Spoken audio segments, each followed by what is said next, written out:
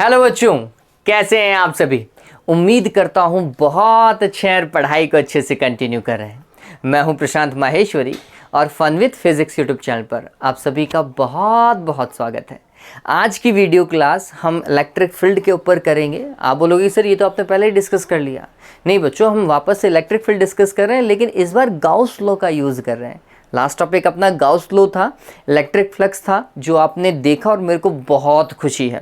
और इतने दिनों तक नेक्स्ट वीडियो का वेट करने के लिए भी बहुत बहुत शुक्रिया। एक आध बच्चों का मैसेज भी आया कि सर नेक्स्ट वीडियो कब आने वाला है। मेरी गलती रही, मानता हूँ कि लेट हो गया, अब से ऐसा नहीं होगा। मैं पूरी कोशिश करूँगा कि ये वीडियो रेगुलर आते जाए, ठीक है। और कोर्स अपन पूरा करेंगे, चिंता ना कीजिए, ठीक है। चलिए, तो आज अपन गाउस लॉ की एप्लीकेशंस को डिस्कस करेंगे और उन एप्लीकेशंस के अंदर दो एप्लीकेशन को आज मैं इंक्लूड कर रहा हूं। एक हम इलेक्ट्रिक फील्ड कैलकुलेट करेंगे due to uniformly charged linear wire. Straight wire है ना बच्चों, एक स्ट्रेट वायर होगा और यूनिफॉर्मली चार्ज्ड होगा, ठीक है। और उसका लेंथ बहुत ज़्यादा होगा, इनफाइनाइट लॉन्ग लेंथ वायर होगा, यूनिफॉर्मली चार्ज्ड होगा। उसके कारण किसी पर्टिकुलर पॉइंट पे इलेक्ट्रिक फील्ड कितना होगा ना, वो कैलकुलेट करना है, ठीक है। जैसे लेट सपोज करो हम कुछ ऐसा बोल रहे हैं कि हमारे पास में एक कंडक्टिंग वायर है। अब ये वायर तो किसी का भी हो सकता है, कॉपर वॉपर किसी का भी हो सकता है, हाँ? और इसका लेंथ बहुत ज़्यादा है, लेंथ बहुत ज़्यादा है। और इसमें है ना चार्ज जो है वो यूनिफॉर्मली डिस्ट्रीब्यूट है, हर जगह इक्वल अमाउंट के अंदर चार्ज आ रहा है, ऐसा है, ठीक है। तो उसके कारण किसी पर्टिकुलर डिस्टेंस के ऊपर आपको क्या कैलकुलेट करना है, इलेक्ट्रिक फील्ड कैलकुलेट करना है। पहला टास्क हमारा ये है। दूसरा क्या है, हम इनफाइनाइट लॉन्ग शीट ले रहे हैं और वो भी यूनिफॉर्मली चार्ज। शीट का मतलब क्या हुआ बच्चों, शीट का मतलब हुआ आपका पेपर। ये ऐसा कोई भी एक पेपर ले लीजिए, ठीक है। और ये पेपर चार्ज शीट का ही होना चाहिए। मतलब पेपर की जगह आपने मान लिया कि जिस तरीके से एक पेपर का थिक है ना, ये थिकनेस दिखाई दे रही है आपको, ठीक है, कितना पतला है ये, ठीक है। इतना पतला चार्जेस का ही शीट मान लीजिए, इतना पतला चार्जेस का ही शीट मान लीजिए। और उसका लेंथ बहुत ज़्यादा होना चाहिए, उसका सरफेस एरिया बहुत ज़्यादा होना चाहिए। ऐसे चार्ज सिस्टम के लिए भी हम इलेक्ट्रिक फील्ड को कैलकुलेट करेंगे। तो दो चीज़ें पता चली किस किस के कारण हम काम करने वाले हैं। डन हुआ। चलिए, तो टॉपिक फर्स्ट अपन चालू करते हैं, that is electric field due to uniformly charged infinite long linear और स्ट्रेट वायर, ठीक है। टॉपिक दिखाई दे रहा है आपको, हाँ, क्लियर है ना। ये हमारे पास में स्ट्रेट वायर के थ्रू अपन काम कर रहे हैं और गाउस लॉ का यूज करेंगे और इलेक्ट्रिक फील्ड को डिस्कस करेंगे, ठीक है। चलिए, तो हमने माना कि ये मान लेते हैं ऐसा, ये हमारे पास में वायर है और इनफाइनाइट लॉन्ग है, तो फिर अपन को कुछ ऐसा डायग्राम में बताना पड़ेगा। यूनिफॉर्मली चार्ज्ड भी है, यूनिफॉर्मली चार्ज है तो फिर इसके पास में आपको क्या शो करना पड़ेगा, चार्ज को शो करना पड़ेगा। और चार्ज इस तरीके से शो कीजिएगा कि वो यूनिफॉर्म दिखाई दे। ऐसा नहीं है किसी जगह ज़्यादा चार्ज दिखाई दे और किसी जगह कम चार्ज दिखाई दे, ऐसा मत कर दीजिएगा, ठीक है। तो ये चार्ज इसके ऊपर आ चुका है। आप प्लस का ले सकते हैं, आप माइनस का भी ले सकते हैं। नॉर्मली अपन जितना भी काम करते हैं वो सारा का सारा प्लस के साथ में करते हैं नहीं करते हैं, ठीक है। चलिए, और अपन ने मान लिया कि ये एक्स वाई वायर है, ठीक है, डन है ये बात तो। और इस एक्स वाई वायर का मैं जो कंसीडर कर रहा हूं, एक्स वाई इनफाइनाइट लॉन्ग है। एक्स वाई मतलब इनफाइनाइट का एक पॉइंट एक्स है और इनफाइनाइट का दूसरा पॉइंट जो है वो वाई है, ठीक है। और मैं उस इनफाइनाइट लॉन्ग वायर का एक छोटा सा पार्ट कंसीडर कर रहा हूं, ठीक है। मैंने बोला कि यहां से लेकर यहां तक वाला पार्ट में कंसीडर कर रहा हूं। कहां से लेकर कहां तक वाला, ए से लेकर बी तक वाला पार्ट में कंसीडर कर रहा हूं। इस ए से लेकर बी तक वाले पार्ट का लेंथ कितना है, एल। इसका लेंथ कितना है, एल। इसके पास में चार्ज कितना है, क्यू, ठीक है। यहां से लीनियर चार्ज डेंसिटी का कॉन्सेप्ट लेकर के आएंगे, ठीक है ये बात। अब अगर मेरे को इसके कारण इलेक्ट्रिक फील्ड कैलकुलेट करना है यहां किसी पॉइंट P के ऊपर, तो मेरे को क्या करना चाहिए, गाउस लॉ का यूज करते हैं। गाउस लॉ क्या बोलता है, उस चार्ज को आप एनक्लोज करो। अगर चार्ज एनक्लोज है ना बच्चों, तो आप इलेक्ट्रिक फील्ड इजीली कैलकुलेट कर सकते हैं। तो हमने क्या किया, एक सिलेंडर लिया और उस सिलेंडर से इसको क्या कर दिया, एनक्लोज कर दिया। मतलब सिलेंडर के बीच में ये वायर आ गया, ठीक है। जैसे आपके पेन के रिफिल पेन के कवर के अंदर आती है ना, तो पेन की रिफिल को चार्ज मान लो। पेन की रिफिल क्या है, ये लीनियर चार्ज मान लीजिए, infinite long uniformly charged linear wire मान लो पेन की रिफिल को, तो वो जो कवर है आपका पेन का वो किसकी तरफ बिहेव करेगा, एक गाउशियन सरफेस की तरफ बिहेव करेगा। अब आपका कवर कैसा है, सिलेंड्रिकल है, ठीक है, तो ये बात ध्यान में रखिएगा। तो हमने बोला कि मैंने इस वायर को एनक्लोज करने की कोशिश करी, ऐसा इसको एनक्लोज कर देते हैं, और एनक्लोज करते ही अब ये चार्ज जो है वो इस सिलेंड्रिकल पार्ट के अंदर आ गया है। और अगर मैं चार्ज को एनक्लोज कर पा रहा हूं, इसका मतलब ये है कि मैं इजीली इलेक्ट्रिक फील्ड को कैलकुलेट कर सकता हूं गॉस लॉ का यूज करते हुए। ठीक है, वापस से पी पॉइंट पे इलेक्ट्रिक फील्ड कैलकुलेट करना था, गॉस लॉ का यूज कर रहे हैं इसलिए इसे सिलेंडर के अंदर डाल दिया है। कुल मिलाकर की बात यही है। ठीक है, ये आपकी गाउशियन सरफेस है, इमेजिनरी गाउशियन सरफेस है, ये बात ध्यान में रख लीजिएगा। इसका लेंथ कितना है, एल है, ये लेंथ कितना है बच्चों, एल लेंथ है। इस एल लेंथ के पास में कितना चार्ज है, इस एल लेंथ के पास में क्यू चार्ज है। तो यहां से अगर लीनियर चार्ज डेंसिटी का कॉन्सेप्ट पहले ही साइड में लिखो, जो डेटा मिलता जा रहा है उसको लिखते जाओ। तो हमने बोला linear charge density, linear charge density किससे रिप्रेजेंट होती है, लैम्डा से। क्या होता है, चार्ज डिवाइडेड बाय लेंथ, यही तो होता है ना। तो हमने बोला क्यू चार्ज था कितनी लेंथ पर, एल लेंथ पर, तो क्यू बाई एल, ये दिमाग में रहेगा। तो total charge on L length, total charge on L length, L length के पास में कितना चार्ज है, हमने बोला लैम्डा इंटू एल। बात समझ में आई क्या, ये इक्वेशन नंबर फर्स्ट बन गया कि भैया गाउस सरफेस के अंदर कितना चार्ज है, आपको क्या करना पड़ रहा है ये ध्यान में रखिए। अगर मैं गाउस लॉ लगाऊं तो मैं फ्लक्स कैलकुलेट करूंगा। फ्लक्स क्या होता है बच्चों, Q divided by epsilon naught. What is Q? Q is the charge enclosed within the Gaussian surface. तो इस गाउशियन सरफेस में कितना चार्ज एनक्लोज्ड है, Q, वो कितना होगा भैया, लैम्डा इंटू एल। यहां पे मेरे को वैल्यू भी तो पुट करनी है, वो वैल्यू कहां से लेकर के आऊंगा, यहां से लेकर के आऊंगा। बात समझ में आ गई, क्लियर हुआ ये टास्क। चलिए, तो मेरे को गाउस लॉ लगाना था इसलिए बच्चों ये काम करना पड़ रहा है। ठीक है, लीनियर चार्ज डेंसिटी आएगी। अब काम करते हैं, कोई भी सिलेंडर जो है बच्चों, ये पूरा का पूरा क्लोज सरफेस है, लेकिन ये तीन ओपन सरफेस से मिलकर के बना हुआ है। पहला सरफेस ऊपर सर्कुलर पार्ट है, दूसरा सरफेस नीचे भी सर्कुलर पार्ट है, और एक इसका कर्व्ड सरफेस एरिया भी है। ठीक है, तो ये तीन पार्ट से मिलकर के बना हुआ है, इसे तीनों में डिवाइड करो। ठीक है, कर लेते हैं भैया। हमने बोला एक छोटा सा सरफेस एरिया यहां पर कट किया, ये वाला S1 मान लीजिए, एक और कट कर लीजिए, इसे S2 मान लीजिए, एक यहां पर जहां पर आपको काम करना था वहां पर भी कट कर लीजिए, इसे S3 मान लेते हैं। ठीक है, एरिया को मैं S से रिप्रेजेंट कर रहा हूं। अब सरफेस एरिया का अपना खुद का एक डायरेक्शन होता है बच्चों, वो क्या होता है, सरफेस के परपेंडिकुलर होता है और आउटवर्ड होता है। तो हमने बोला इस सरफेस का, आप सोचिए इस सिलेंडर का, ये मेरे पास में जो पेन है ना, इसका ये सामने वाला सरफेस एरिया दिखाई दे रहा है, सर्कुलर पार्ट, ये दिखाई दे रहा है। अगर मैं इसका एरिया वेक्टर देखूं तो ये आपकी तरफ आएगा, एरिया वेक्टर आपकी तरफ आएगा। ठीक है, और अगर मैं इसका पीछे वाले का बात करूं, पीछे वाले का, तो इसका एरिया वेक्टर यूं पीछे की तरफ आएगा। क्लियर है, तो अगर मैं इस वाले का एरिया वेक्टर देखूं तो कहां की ओर जाएगा, इसका एरिया वेक्टर बच्चों ऐसा आउटवर्ड। ठीक है, तो ये बात ध्यान रखना, ये डीएस एरिया वेक्टर इसका ऊपर की ओर जा रहा है, और इसका डीएस एरिया वेक्टर जो है वो डाउनवर्ड जाएगा। डन है ये बात तो।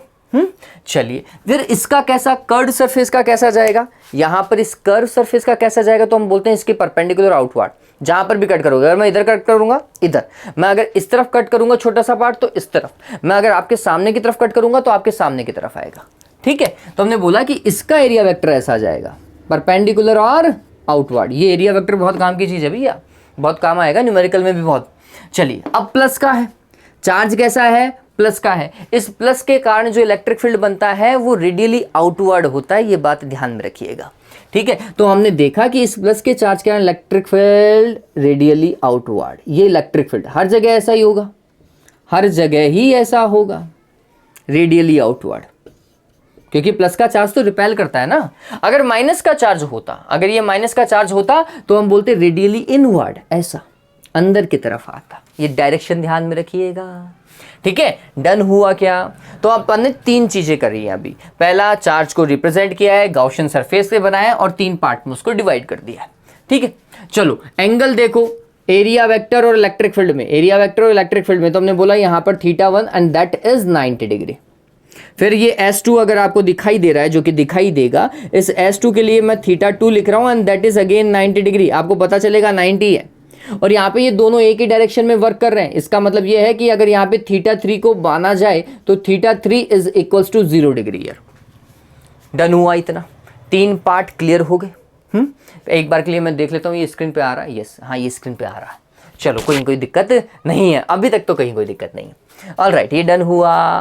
अब मेरे को क्या करना है, अगर मेरे को इलेक्ट्रिक फील्ड कैलकुलेट करना है तो गॉस लॉ को अप्लाई करना पड़ेगा, जो मैं अब भी कर देता हूँ। ठीक है, तो अपन लिखा यूजिंग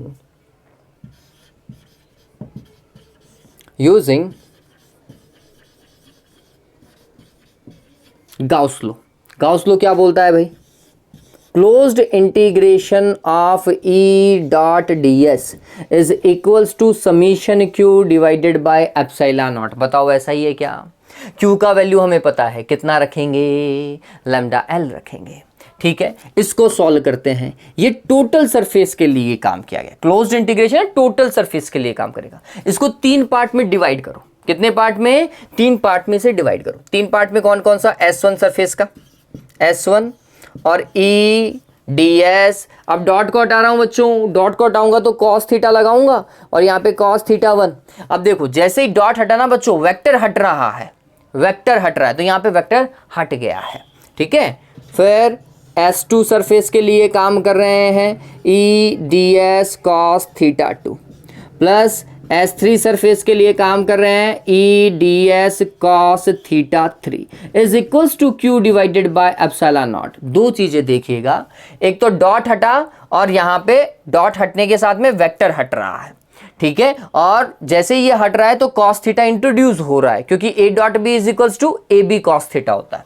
दूसरा, ये मैंने 3 पार्ट में डिवाइड किया है। यहाँ पे आपके सरफेस एरिया के 3 पार्ट्स हो चुके हैं बच्चों। तो ये जहां क्लोज्ड इंटीग्रेशन था ना, अब नेक्स्ट पार्ट में क्लोज्ड इंटीग्रेशन हट चुका है, ध्यान में रखिएगा। अब θ1, θ2 और θ3 की वैल्यू पुट कर दीजिए। क्या होगा भाई, S1 E D S cos θ1, diagram में देखिए बच्चों θ1 कितना डिग्री है, 90 डिग्री है, प्लस S2 बच्चों ई डी एस कॉस θ2 नीचे की तरफ देखिए अगेन 90 डिग्री है, प्लस S3 देखते हैं E D S cos θ3 0 degree है बच्चों, is equals to Q divided by epsilon not. Done हुआ इतना। चलिए थोड़ा सा और देखते हैं। cos 90 0 होता है, अगेन cos 90 0 होता है, तो ये 2 टर्म तो कैंसिल हो गई, नेक्स्ट में नहीं यूज होंगी। ठीक है, अब आगे देखो cos 0 1 होता है, ये टर्म आने वाला है। ठीक है, तो हमने बोला ये cos 0, इसके जगह अपन 1 पुट कर देंगे, और इसके बाद में क्या होगा वो देखिए। तो हमने बोला ये कुछ ऐसा बच्चों, S3 के लिए काम कर रहे थे, EDS ही रहेगा, और ये Q divided by epsilon not. cos 0 का वैल्यू 1 होता है और सभी का 0 है। ठीक है, इतना काम किया। मैं यहाँ पे पार्ट कर देता हूँ ताकि मेरा डेरिवेशन पूरा हो जाए। ठीक है, आगे चलो बच्चों। आगे कैसे? E अगर आप देखोगे, E मैं इस पूरे कर्व सरफेस की बात कर रहा हूं, क्योंकि S3 कर्व सरफेस का पार्ट है। ठीक है, और कर्व सरफेस का हर एक पॉइंट इस चार्ज से इक्वल डिस्टेंस के ऊपर है। तो आप देखेंगे कि इस कर्व सरफेस पर हर जगह इलेक्ट्रिक फील्ड यूनिफॉर्म है। इलेक्ट्रिक फील्ड क्या है? यूनिफॉर्म है, ये ध्यान में रखिएगा। तो इलेक्ट्रिक फील्ड यूनिफॉर्म है मतलब कांस्टेंट है। कांस्टेंट तो बाहर निकालो भैया, इसका क्या काम है अंदर? तो हमने बोला इसको बाहर निकालो। ई बाहर आया, इंटीग्रेशन सिर्फ और सिर्फ ds का होगा। ठीक है, is equals to q divided by epsilon not. बताओ इतना काम होगा नहीं होगा? नेक्स्ट स्टेप काम करें। चलिए ds का s होगा एरिया, और कर्व्ड सरफेस का एरिया कितना होता है सिलेंडर में? आप सभी को पता होना चाहिए, 2 पाई आर एच। कितना होता है? 2 पाई आर एच। और यहाँ h की जगह कितना है? l है। r तो मैंने बताया ही नहीं। r क्या भैया? p पॉइंट का डिस्टेंस। अरे यही तो r है। ये डिस्टेंस जो है वो r है ना। चलिए तो हम इस चीज को लिख देते हैं, e और ds का s आता, और s की जगह हमने लिखा 2 पाई आर एल। बताओ इसमें कोई दिक्कत है क्या? Is equals to q divided by epsilon not. Done हुआ क्या? अब इस q का वैल्यू क्या मैं पुट कर सकता हूं? डेफिनेटली मैं पुट कर सकता हूं फ्रॉम इक्वेशन फर्स्ट। ठीक है, तो काम करना चालू करते हैं। देखिएगा इस तरफ, ये पार्ट हो गया, इस तरफ से अब इधर आ रहा है ना। तो ई ये आ रहा है स्क्रीन के ऊपर ही, थोड़ा सा आगे कर देता हूं। E 2 pi R L is equals to Q का value from equation first, that is lambda L divided by epsilon naught. L से एल क्या हो जाएगा, कैंसिल हो जाएगा। इलेक्ट्रिक फील्ड का फॉर्मूला देखिए, electric field is equals to lambda divided by epsilon naught, और यहां पे वो मल्टीप्लाई हो रहा है 2 पाई आर से। डन है क्या ये? इसे थोड़ा तरीके से लिख दीजिए, electric field is equals to lambda divided by 2 pi epsilon not R. मेरे हिसाब से ये स्क्रीन पर भी आ रहा है और आपको समझ में भी आया होगा। डन है इतना? सिंपल था, डेरिवेशन बहुत सिंपल है। अपन ने क्या किया, एक चार्ज सिस्टम बनाया, गाउशियन सरफेस बनाया, पी पॉइंट को इंट्रोड्यूस करवाया, फिर उस सिलेंडर को 3 पार्ट्स में डिवाइड किया, area vector perpendicular outward, electric field plus का चार्ज था आउटवर्ड ही रहेगा, तीनों के अंदर सेम डायरेक्शन है इलेक्ट्रिक फील्ड की अगर आप देखेंगे तो। फिर एंगल को देखा और फिर गाउस लॉ को अप्लाई कराया और कुछ नहीं किया। गाउस लॉ सिंपल अप्लाई कीजिए, डेरिवेशन कंप्लीट हो जाएगा। ठीक है, अब इसके अंदर थोड़ी और बहुत चीजें और देख सकते हैं, लेकिन ये फाइनल फॉर्मूला दिमाग में रहा। अब इसको याद करने वाले फॉर्मेट के अंदर देखेंगे कि भैया ये हमें कैसे इजीली याद हो जाएगा, हम आसानी से इसे कैसे रिमेंबर कर पाएंगे। ठीक है, ये डन हुआ। ओके, स्क्रीनशॉट ले लो बच्चों, एक बार के लिए स्क्रीनशॉट ले लीजिए, स्टेप समझिएगा, कहां पे क्लोज इंटीग्रेशन है कहां नहीं है ये पता होना चाहिए। डन। ओके, तो फाइनल इलेक्ट्रिक फील्ड जो मेरे को दिखाई दे रहा है that is lambda divided by 2 pi epsilon not R. यही तो था। अब इसको ऐसे फॉर्मेट में डालते हैं जो मेरे को न्यूमेरिकल के लिए इजी पड़े और याद भी रहे। ठीक है, चलिए, और इलेक्ट्रिक फील्ड बच्चों वेक्टर में डिनोट होना चाहिए, इलेक्ट्रिक फील्ड वेक्टर में डिनोट होना चाहिए। ठीक है, तो इसे वेक्टर में भी लिखेंगे अपन। अरे लिखना ही चाहिए नहीं लिखना चाहिए ये बताओ मेरे को। हाँ भाई, जो बच्चे वीडियो लगातार देख रहे हैं अभी मेरे साथ में, प्लीज वीडियो को लाइक और शेयर कीजिएगा, है ना। अभी तक लाइक नहीं किया तो लाइक करो जल्दी से। चलिए, तो कुछ ऐसा, ये आपके पास में फाइनल फॉर्मेट आया था। इसको अगर मैं 2/2 से मल्टीप्लाई कर दूं तो इसके ऊपर कोई इंपैक्ट नहीं पड़ेगा। ठीक है, लेकिन इससे मेरे को एक फायदा होगा। क्या फायदा होगा वो देखो, इट इज 2 लैम्डा न्यूमरेटर में, और डिनोमिनेटर में देखो 4 पाई एप्सिलॉन नॉट आ रहा है, और आर तो है। तो यहां पर अगर आप देखेंगे तो 1/4 पाई एप्सिलॉन नॉट, ये 2 तो मल्टीप्लाई में चल ही रहा है, 2 तो मल्टीप्लाई में चल रहा है, लेकिन यहां पे एक बार के लिए 1 मानो, 1 divided by 4 pi epsilon not, 1 divided by 4 pi epsilon not के लिख सकता हूं वैक्यूम के लिए। ठीक है, तो हमने लिखा E इज इक्वल्स टू 2 तो ये था ही, और ये 4 पाई एप्सिलॉन नॉट जो डिनोमिनेटर में था वो यहां पर आ जाएगा। आहा, के फॉर्मेट में लैम्डा डिवाइडेड बाय आर। पता चला क्या, ये वाला फॉर्मेट याद कर लो, इजी रहता है याद करने के लिए। ठीक है, 2k lambda divided by R. Done हुआ। अब वेक्टर में भी लिख देता हूं एक बार के लिए। वेक्टर में कैसे लिखेंगे, तो पहले तो वेक्टर के लिए क्या करो, मैग्नीट्यूड लिख लो, फिर डायरेक्शन देखो। आप गौर कीजिए, आर ये डिस्टेंस, और ये आर की डायरेक्शन के अंदर ही है, ये आर की डायरेक्शन के अंदर ही है। तो हमने यहां पर क्या लगा लिया, आर कैप लगा लिया।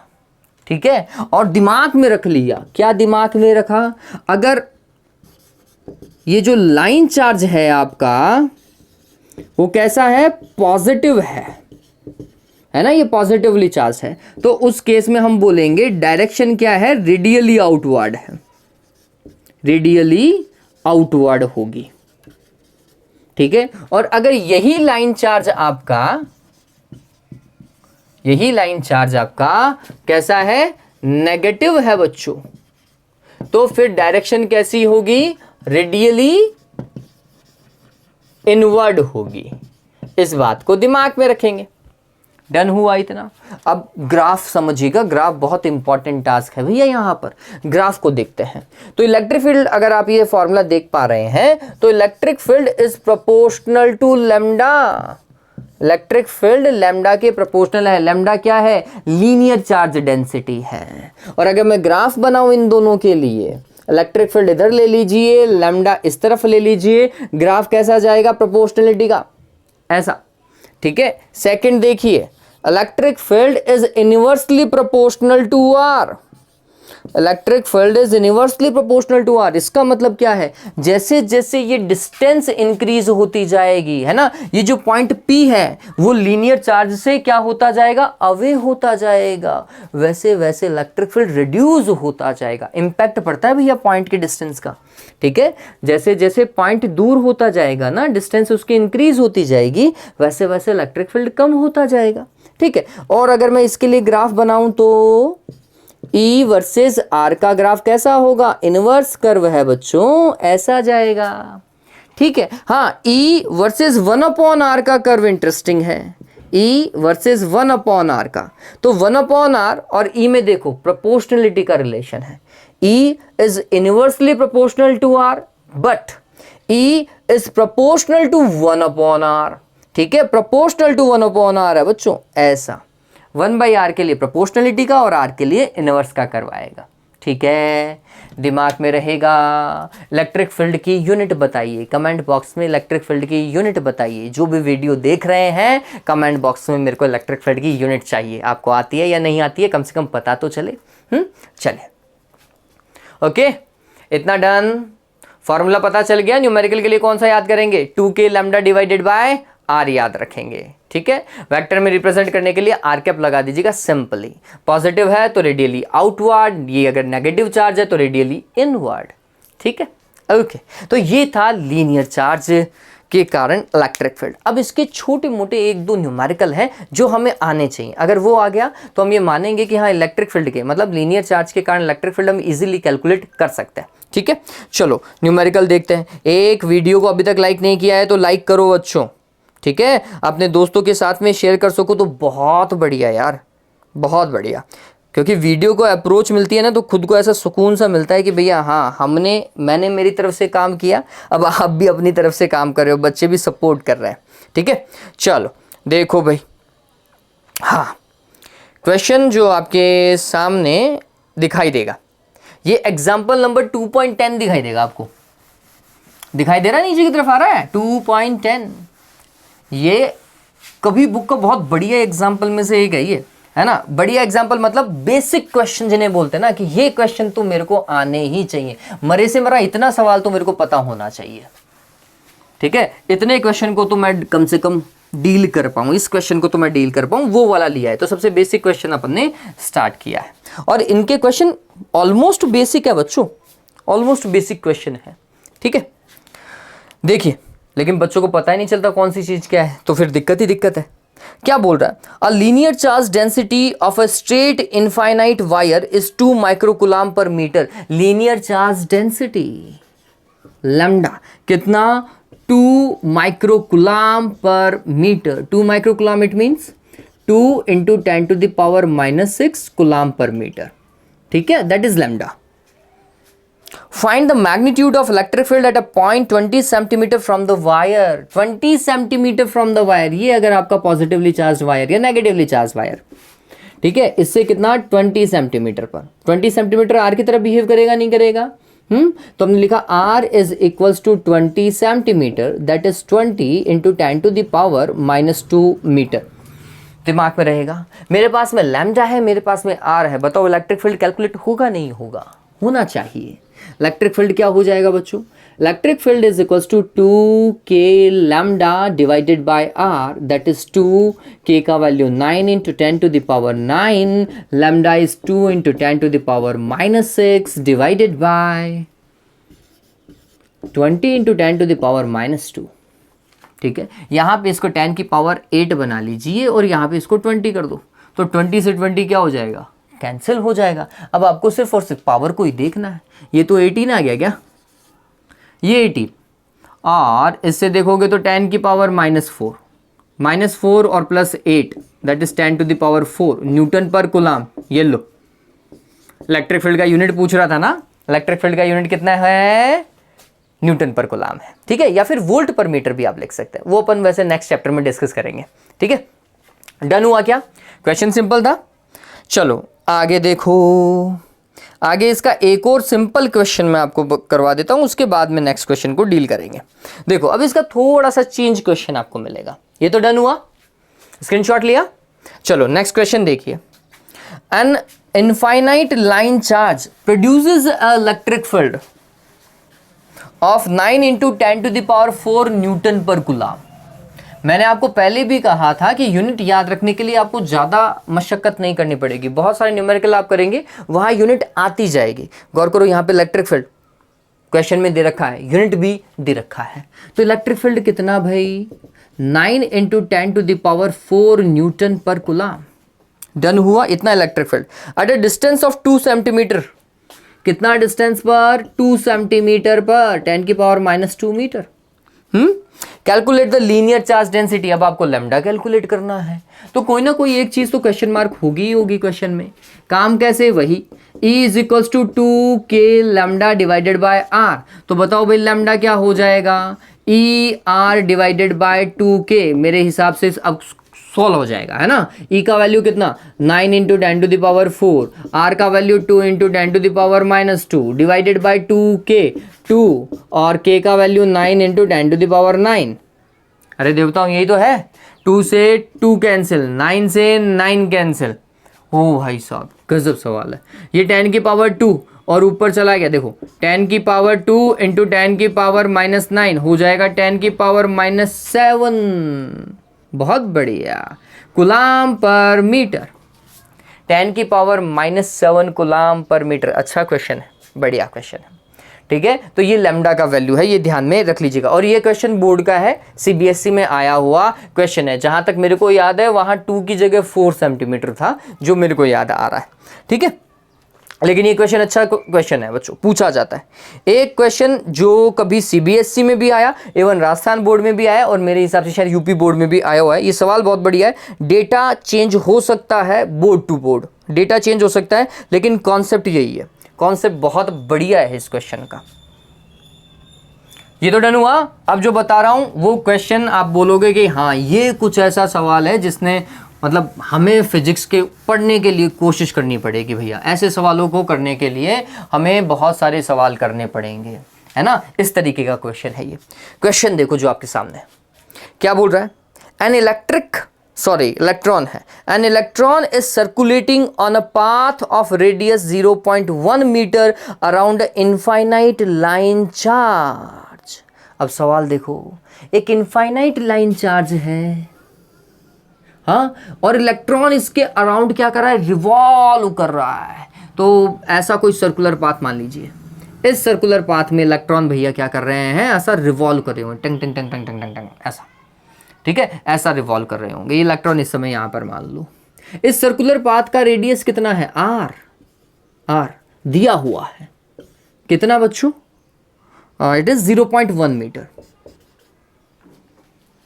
डन हुआ। इलेक्ट्रॉन यूनिफॉर्मली चार्ज वायर के अराउंड क्या कर रहा है, सर्कुलर पाथ पर रिवॉल्व कर रहा है। अगर इलेक्ट्रॉन रिवॉल्व कर रहा है तो भैया इसको प्लस बना दो यार, है ना।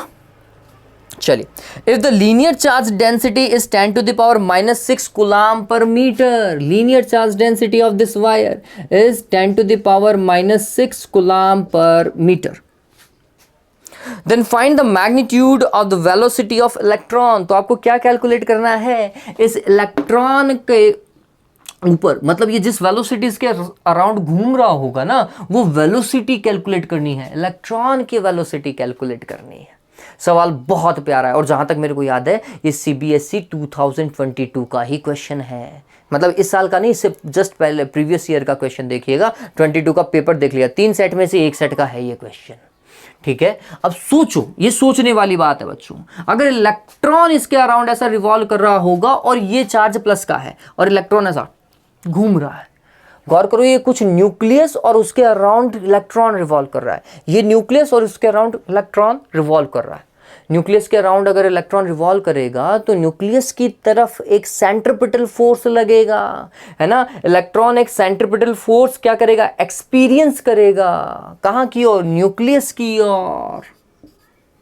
ऐसा क्लियर है ये बात तो। और वो सेंट्रिपिटल फोर्स कौन दे सकता है इसको, बताओ वो कौन दे सकता है सेंट्रिपिटल फोर्स। हम बोलेंगे ये प्लस का चार्ज है ना, है नहीं है? ये प्लस का चार्ज क्या कर सकता है? इलेक्ट्रिक फील्ड जनरेट कर सकता है, और कोई भी इलेक्ट्रिक फील्ड किसी चार्ज के ऊपर क्या लगा सकता है? फोर्स लगा सकता है। ये बात ध्यान में रख लीजिएगा, ठीक है? तो ये जो सेंट्रीपिटल फोर्स इलेक्ट्रॉन के ऊपर लग रहा है, वो सेंट्रीपिटल फोर्स एक्चुअली में इलेक्ट्रिक फोर्स के इक्विवेलेंट होना चाहिए।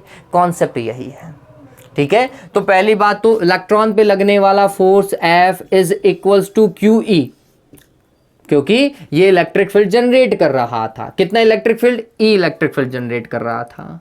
और किसके ऊपर फोर्स लगा रहा है? इलेक्ट्रॉन के ऊपर। तो यहाँ पे Q किसका चार्ज है? इलेक्ट्रॉन का। इलेक्ट्रॉन का चार्ज कितना होता है? E होता है। तो Q की जगह E लिख दिया। बताओ कोई दिक्कत है क्या? इलेक्ट्रॉन पे लगने वाला इलेक्ट्रिकल फोर्स इतना होगा QE, that is E into capital E, ठीक है? और ये फोर्स किसके इक्वल होना चाहिए? सेंट्रीपिटल फोर्स के इक्वल होना चाहिए। Centripetal force mv² divided by r। बताओ भाई कहीं कोई दिक्कत है क्या? पूछ रहा है वेलोसिटी। वेलोसिटी क्या हो जाएगा? v² is equals to E r divided by m। इतना ही है। चलिए काम करना चालू करते हैं। E capital E electric field due to linear charge, that is 2k lambda divided by r। यहां पर r और आ रहा है और नीचे m और आ रहा है। r से r कैंसिल होगा। फॉर्मूला समझिएगा, 2k lambda divided by m, that is v²। ये v² है बच्चों, ठीक है? अगर ये v² है तो v क्या होगा भैया? रूट में आएगा, 2k lambda divided by m। अब ये सारी चीजें आपको पता होनी चाहिए भाई, अब कोई बताने वाला नहीं है। 2k का value 9 into 10 to the power 9, lambda 10 to the power -6 question में है, divided by m charge of electron 9.1 into 10 to the power -31। मैं इसे ऑलमोस्ट 9 मान करके चल रहा हूं, वैसे तो क्वेश्चन में भी बोल रहा होगा। हाँ, क्वेश्चन में भी 9 ही लिखा हुआ है। देखो क्वेश्चन में भी 9 लिखा हुआ है। ये लो, एक चीज और छूट रही है भैया, ये चार्ज, इलेक्ट्रॉन का चार्ज तो छूट ही गया। मैं सोचा ये कैसे हो गया। चलो इलेक्ट्रॉन का चार्ज और 1.6 इंटू 10 टू द पावर -19, यहां पर ई छूट गया था, ठीक है? यहां 19 लिखा हुआ है यार, माइनस का 19 है ना, ठीक है? अब इतना सॉल्व करो, 9 से 9 तो कैंसिल ही हो गया मेरे हिसाब से। अब आपको पावर्स को ही सॉल्व करना पड़ेगा और कुछ भी नहीं है इस क्वेश्चन में, ठीक है? समझ में आया? ये क्वेश्चन का डेटा सॉल्व कीजिएगा, लास्ट में यूनिट क्या लगाएंगे? मीटर पर सेकंड लगा लीजिएगा, ठीक है? R से R कैंसिल हो रहा है, ये बात और ध्यान में रखिएगा। कौन से पता चला? इलेक्ट्रिकल फोर्स ही उसको क्या दे रहा है? सेंट्रीपिटल फोर्स दे रहा है। ये कॉन्सेप्ट अपन जब एटम पढ़ेंगे ना, वहां पर भी इस कॉन्सेप्ट को यूटिलाइज करेंगे, ठीक है? वहां पर भी ये कॉन्सेप्ट यूटिलाइज होगा। चलो, तो ये पता चला, ये क्लियर हुआ, that is electric field due to infinite long uniformly charge line wire, ठीक है? ये डन हुआ ना? चलिए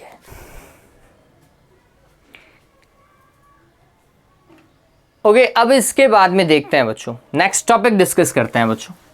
नेक्स्ट टॉपिक हमारे पास में इलेक्ट्रिक फील्ड ही है, लेकिन इस बार हम infinite long uniformly charged plane sheet की बात करेंगे। किसकी बात करने वाले हैं? शीट की बात करने वाले हैं कि अगर शीट को चार्ज दे दिया जाए, वो शीट का एग्जाम्पल मैंने बताया, कोई भी एक पेपर ले लो और उस पेपर को, जितना पेपर एक थिन हो सकता है उससे भी थिन अज्यूम करके चलिए, इतनी पतला, इतना थिन आपके पास में चार्ज का शीट है, सिर्फ और सिर्फ चार्जेस की एक लेयर बन गई है ना? एक लेयर है जिस लेयर के पास में सिर्फ और सिर्फ चार्जेस है, ऐसा मान करके चलिए, ठीक है? अगर आपके पास में लेयर ऑफ चार्ज है तो उसके कारण इलेक्ट्रिक फील्ड कैसे कैलकुलेट होगा वो डिस्कस करते हैं, ठीक है? चलिए, बहुत सिंपल है बच्चों, टॉपिक आपको पता चल गया होगा। तो देखिए हम क्या कर रहे हैं, हम ये मान करके चल रहे हैं कि हमारे पास में एक लेयर है और वो इनफाइनाइट लॉन्ग होनी चाहिए। मतलब अगर मैं इस लेयर को देखता तो एक्चुअली में ये बहुत बड़ा है, मैं तो इसके एक छोटे से पार्ट के ऊपर काम कर रहा हूँ, ठीक है? ये लेयर जो है ये बहुत बड़ा है और अपन ने इस लेयर का एक छोटा सा पार्ट ही कट किया है, दैट पार्ट इज ABCD, ठीक है? ऐसा अपन ने कट किया और इट इज यूनिफॉर्मली चार्ज्ड। ये जो शीट है ना आपके पास में, ये शीट कैसी है? यूनिफॉर्मली चार्ज्ड है और ये सारा का सारा चार्ज जो है इस बार सरफेस एरिया पर है। लास्ट टाइम आपको याद हो तो चार्ज कहाँ था बच्चों? किसी भी वायर पर था और वायर जो है वो कैसा होता है? बिल्कुल इस तरीके का, लेकिन ये बहुत मोटा वायर होगा, अगर होगा तो हमने बहुत पतले वायर को अज्यूम किया था, ये बात ध्यान में रखिएगा, ठीक है? अब यहां पर क्या सीन है भैया?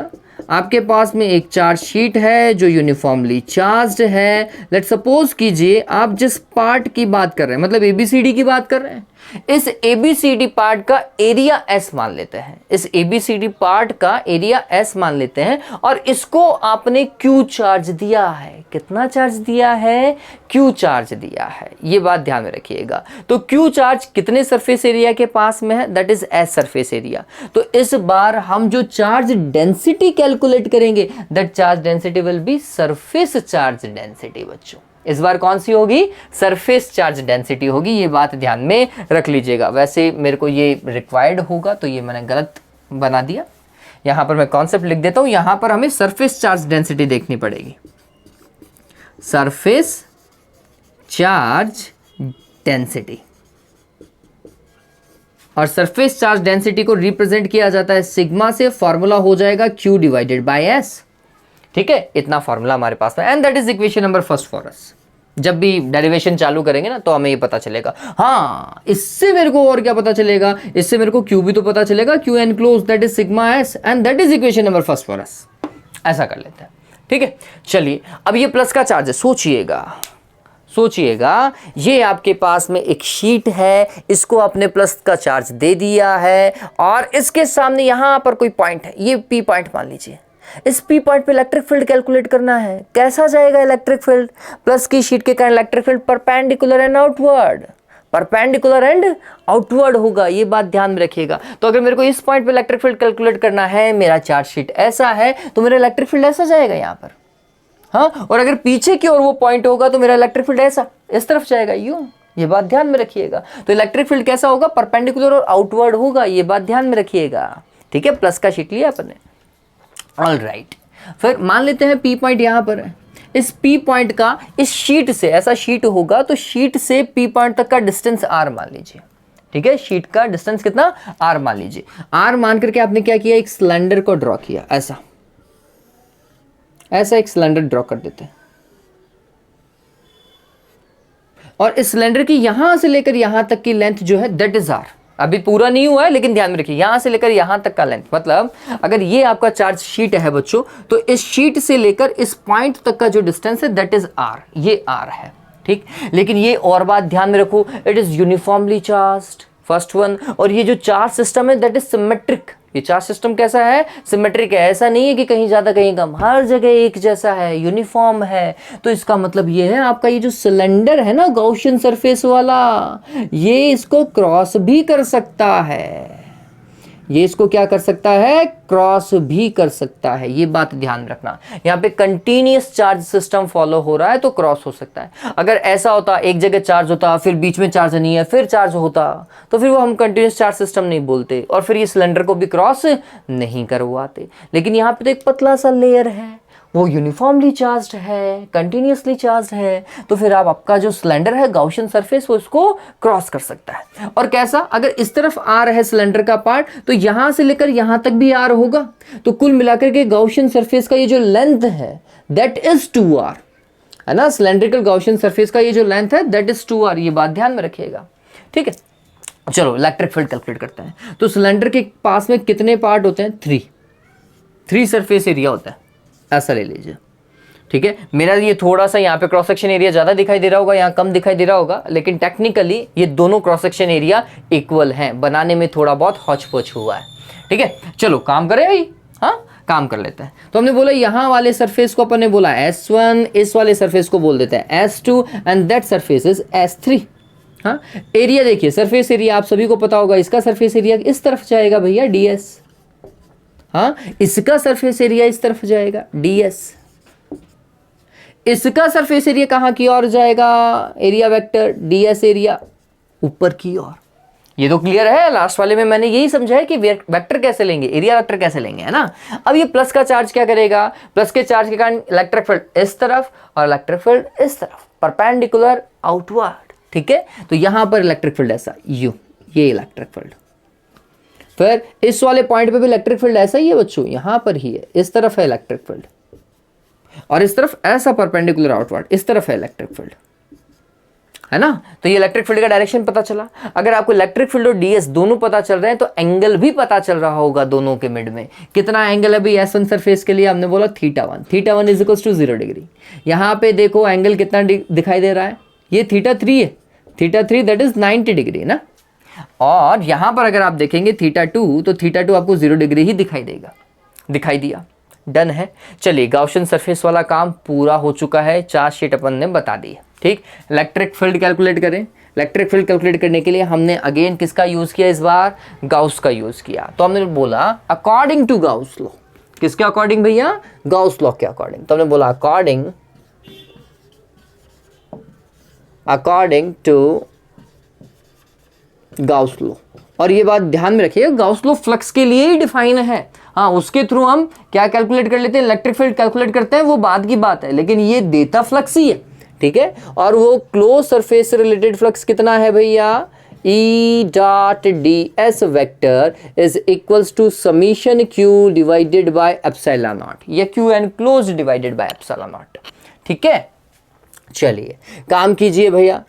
क्या बच्चों, अब सिंपल सा टास्क है, ये S है ना, इसको 3 पार्ट्स में डिवाइड कर दीजिए। लास्ट टाइम वाला ही है, लास्ट टाइम वाला ही है देवताओं। तो हमने क्या किया, इसको 3 टाइम डिवाइड किया, 3 पार्ट्स में डिवाइड किया। और जैसे ही आप पार्ट में डिवाइड करते हो वैसे ही ये जो क्लोज्ड वाला साइन है वो हट जाना चाहिए। अरे हटेगा नहीं हटेगा, अरे हटेगा ना बच्चों, यही तो बात है। क्योंकि अब क्लोज नहीं रहा सरफेस, अब जो काम कर रहे हो आप क्लोज्ड में नहीं काम कर रहे हो, ठीक है। चलिए डॉट को हटाएंगे तो cos थीटा लगाएंगे, और थीटा में डायरेक्ट वैल्यू पुट कर रहा हूं, ठीक है। डायरेक्ट कैसे, जैसे E ds cos θ1, यहाँ पे θ1 देखिए कितना डिग्री दिखाई दे रहा है डायग्राम में, 0 डिग्री, ठीक है, S1 सरफेस के लिए। फिर S2 सरफेस के लिए E ds cos θ2 0 degree again S2 surface, plus E ds cos θ3 90 degree cos 90 is equals to Q divided by epsilon not. Done है क्या, यहाँ पे गौर कीजिएगा, cos 90 0, ये वाला पार्ट तो हटाओ, cos 0 1, cos 0 1। तो अब ये 2 पार्ट रिमेनिंग है, ठीक है, 2 पार्ट रिमेनिंग है। तो हमने लिखना काम चालू किया, यहाँ पर मैं 2 पार्ट कर देता हूँ, इसके डेरिवेशन अब यहाँ पर आ रहा है, इस तरफ आ रहा है, ठीक है। इंटीग्रेशन S1 सरफेस के लिए E ds वेक्टर अब हट गया अभी।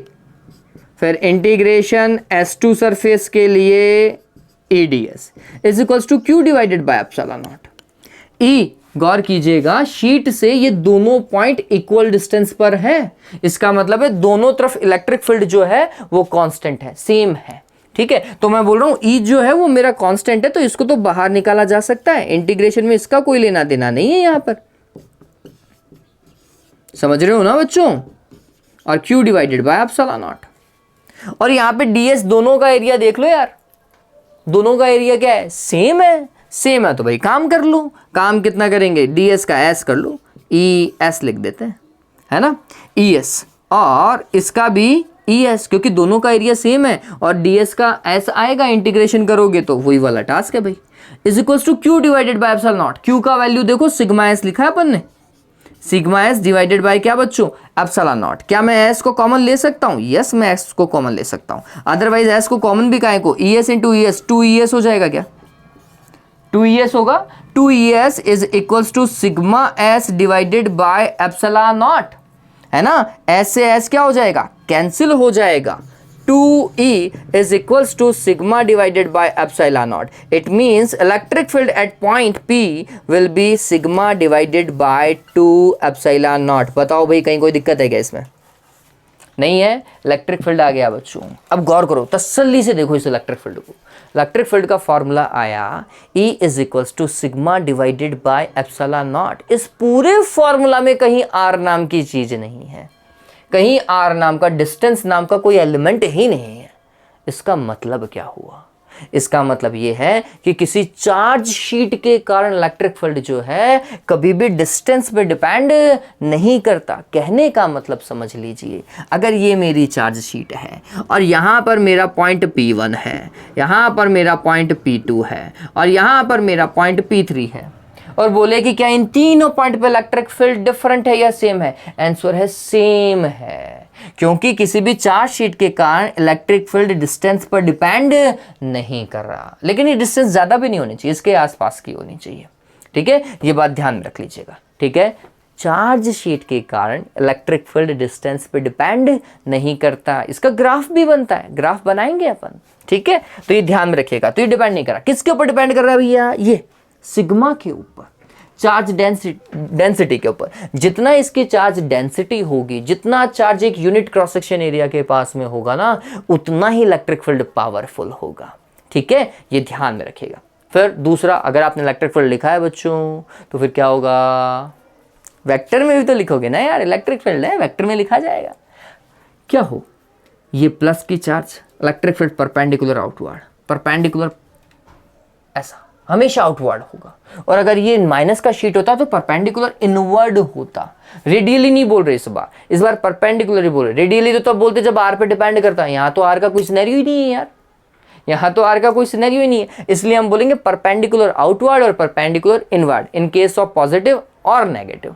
ठीक है, तो देवताओं देखो, इलेक्ट्रिक फील्ड को मैं लिख रहा हूं, इलेक्ट्रिक फील्ड वेक्टर फॉर्म में होगा sigma divided by 2 epsilon naught, और परपेंडिकुलर या फिर नॉर्मल टू द शीट को डिपेंड करने के लिए एन कैप, है ना। जब भी कोई भी चीज परपेंडिकुलर रिलेटेड होती है तो फिर एन कैप लगा दिया जाता है, normal to the sheet, normal to the plane.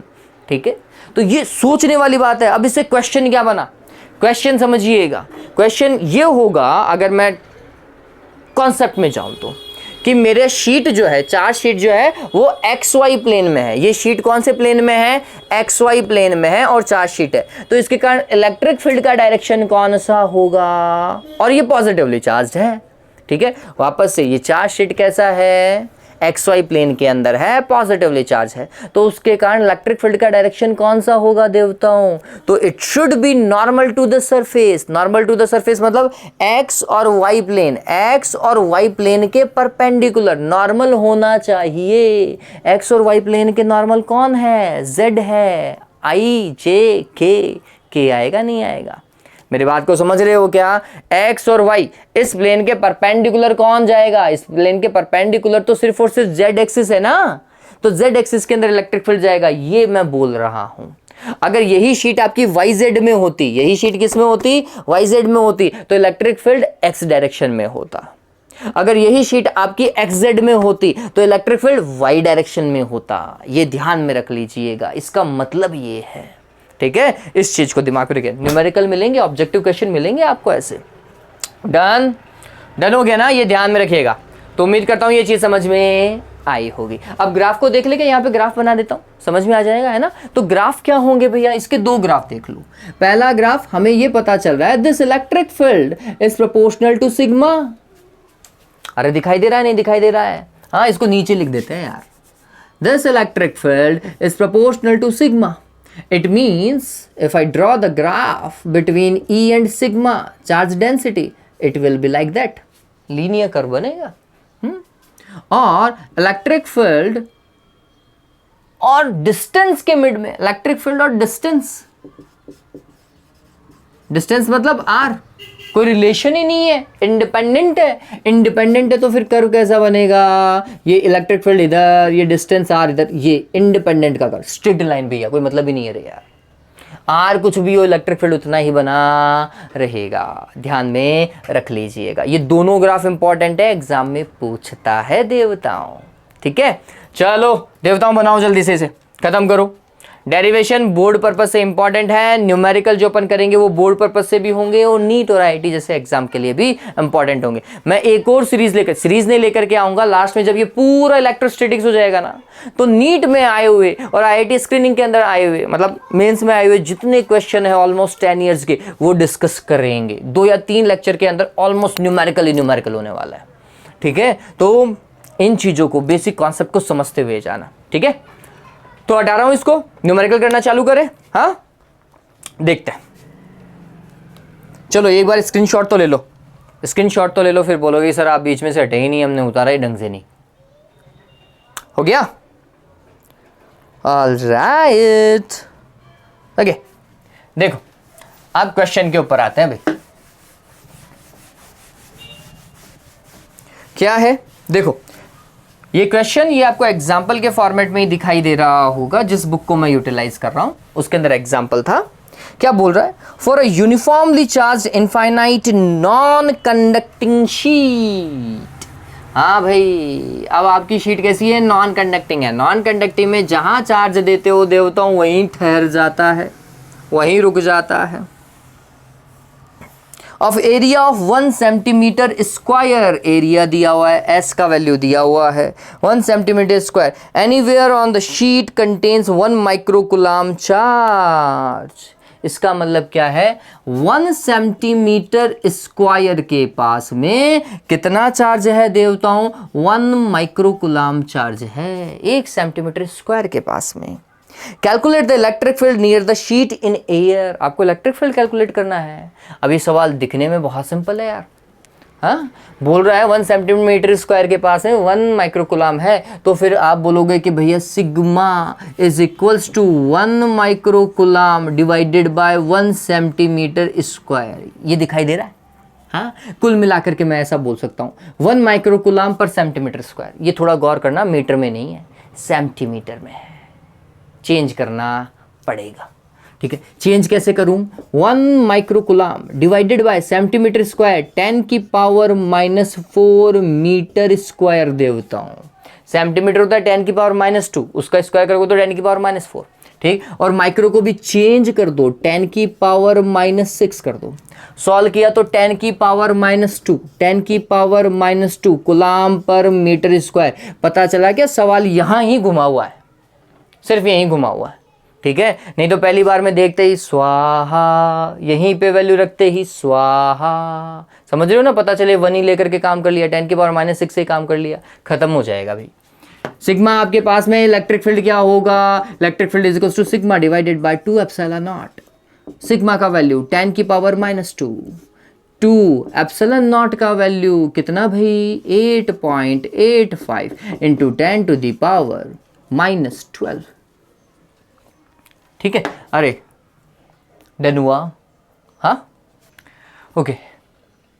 तो इसको सॉल्व करो, जो भी वैल्यू आएगी उसका यूनिट क्या लगाएंगे, न्यूटन पर कुलाम लगाएंगे। ठीक है, यूनिट क्या लगा लेंगे, न्यूटन पर कुलाम, और फिर आपका सॉल्व हो ही जाएगा। कहाँ बचा, आप तो ये क्वेश्चन हो गया, और तो कितना करोगे। डन, चलो नेक्स्ट देखते हैं क्या। ओके नेक्स्ट देखो, एक क्वेश्चन और था, हाँ ये देखिए, ये एक अच्छा सवाल है, और ये क्वेश्चन आप देखेंगे कि आपके टेस्ट में आने वाला है ना। इस तरीके का क्वेश्चन सीबीएसई के टीचर्स तो नॉर्मली अपने इनिशियल टेस्ट के अंदर देते ही देते हैं, क्योंकि ये एक कॉमन क्वेश्चन है जो कि नीट और आईआईटी में पूछा गया, सिंपल और है, बेसिक लॉजिक का क्वेश्चन है, इसलिए पूछ ही लेते हैं। देखो क्या बोल रहा है, 2 large thin metal plates are parallel and close to each other। मान लीजिए ये प्लेट्स है ना, और दोनों प्लेट्स एक दूसरे के क्या है, पैरेलल और क्लोज टू ईच अदर है। ऐसा प्लेट मान लीजिए, इस वाली प्लेट को P1 मान लीजिए, इस वाली प्लेट को P2 मान लेते हैं।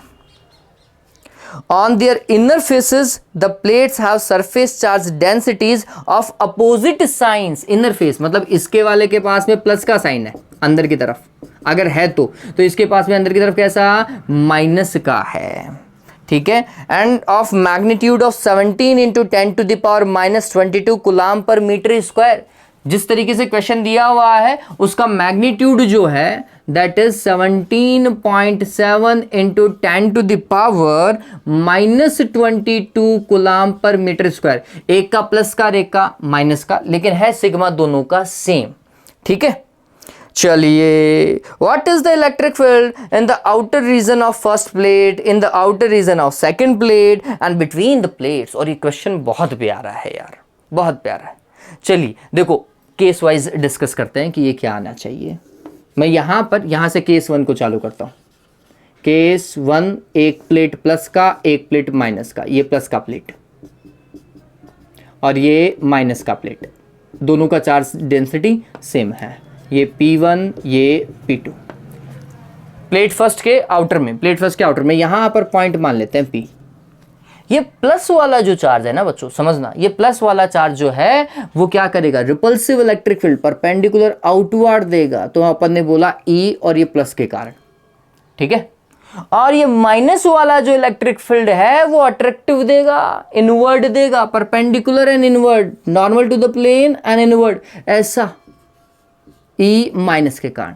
एक ऐसा है, एक ऐसा है, इलेक्ट्रिक फील्ड अपोजिट डायरेक्शन में है। अपोजिट डायरेक्शन में है तो अपन क्या बोलेंगे, ऐसा कुछ, electric field will be E plus minus E minus, या फिर E1 minus E2। Mostly books में E1 और E2 लिखा हुआ है, आप ऐसा ही लिख लो, लिखने में भी आपको अच्छा लगेगा कि सर E1 E2 लिख लो ना यार, सीधा सा है। और गौर कीजिएगा E1 और E2 मैग्नीट्यूड में सेम है, क्योंकि दोनों के लिए सिग्मा सेम है। एक के कारण इलेक्ट्रिक फील्ड कितना, sigma divided by 2 epsilon not, तो दूसरे के कारण भी sigma divided by 2 epsilon naught है। आप ये मत बोल देना कि सर E2 तो माइनस वाले के कारण है, या माइनस लगाओ, नहीं भैया, अपन ने माइनस से डायरेक्शन देख ली, डायरेक्शन अगर अपोजिट है तो बीच में माइनस का साइन लगाओ, बस इतना ही। इसका माइनस और मत इंक्लूड कर लेना, वापस से कंफ्यूज नहीं होना। डायरेक्शन देखो अपोजिट है, बीच में माइनस, और यहाँ पे मैग्नीट्यूड ही रखेंगे। ये वाली चीजें, ये सिर्फ मैग्नीट्यूड ही है, मैग्नीट्यूड ऑफ E1 और मैग्नीट्यूड ऑफ E2, ठीक है। चलो कितना आएगा रे देवताओं, 0, अपोजिट था ना, खत्म कर दिया रे यार। चलो फिर सेकंड प्लेट के बाहर देखो, सेकंड प्लेट के बाहर कितना, ये plus plus plus plus minus minus minus minus. फिर यहां पर पॉइंट P ले लीजिए, इस वाली प्लेट को P1, इस वाली प्लेट को P2।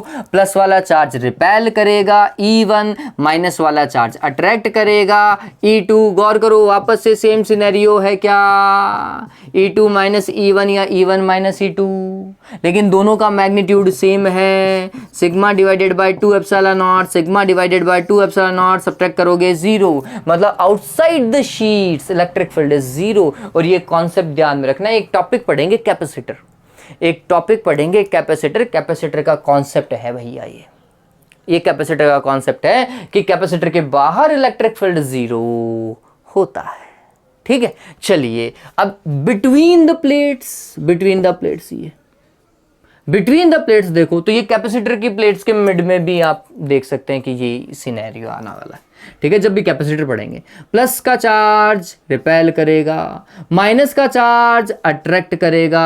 E1 और E2 का डायरेक्शन सेम है, अगर डायरेक्शन सेम है तो रिजल्टेंट इलेक्ट्रिक फील्ड ऐड में जाएगा, sigma divided by 2 epsilon not plus sigma divided by 2 epsilon not हो गया sigma divided by epsilon not. बताओ यही आएगा क्या, आना चाहिए। चलिए, ये कैपेसिटर के मिड में भी इलेक्ट्रिक फील्ड का फार्मूला यही होता है यार, है ना। चलिए, और सिग्मा का वैल्यू दिया हुआ है, सिग्मा का कितना, 17.7 into 10 to the power minus 22 divided by 8.85 into 10 to the power minus 12। ये तो 10 टू द पावर माइनस 10 हो जाएगा, वो तो हो ही जाएगा। और ये 8 दूनी 16,